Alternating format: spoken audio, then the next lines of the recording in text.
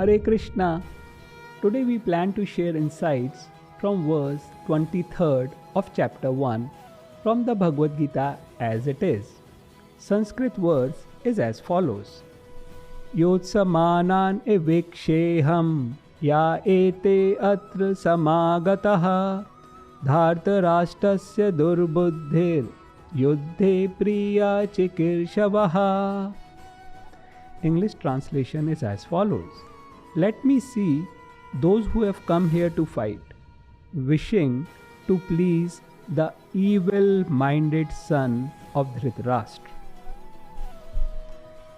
It was an open secret that Duryodhana wanted to usurp the kingdom of the Pandavas. Therefore, all persons who had joined the side of Duryodhana must have been birds of the same feather, evil-minded and atheist. Now let's discuss what is the condition of the world we live in today in terms of theism. We think of atheists as people who reject God's existence.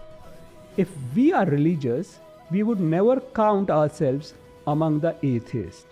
However, atheism is seen essentially through its operational and practical beliefs, which is that this world is all that exists and worldly pleasures are all that matter.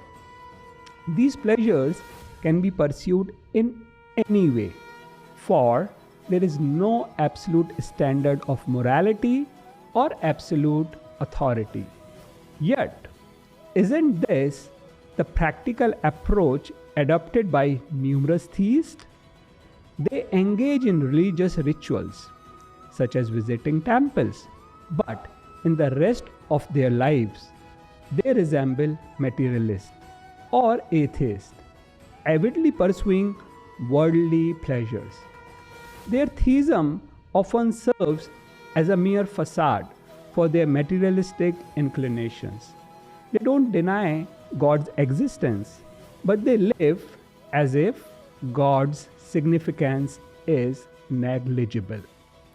And this was the attitude of the Mahabharat's villain Duryodhana.